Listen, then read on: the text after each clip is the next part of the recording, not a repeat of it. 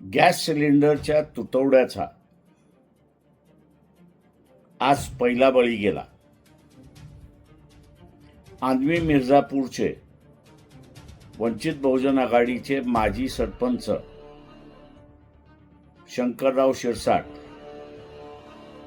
हे सकाळी 9 वाजल्यापासून गॅस लाईनमध्ये उभे होते. दुपारी 1-1:30च्या दरम्यान त्यांना चक्कर आली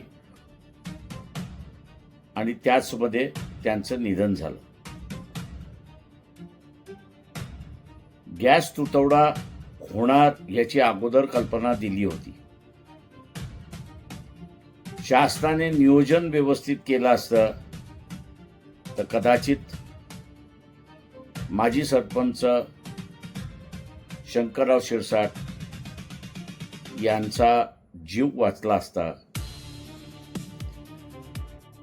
केंद्र सरकार, राज्य सरकार या दोघांचा मी असणारा धिक्कार करतो आणि यापुढेही गॅस सिलेंडरसाठी माणसं दगावणार नाहीत याची दक्षता त्यांनी घ्यावी हीच विनंती.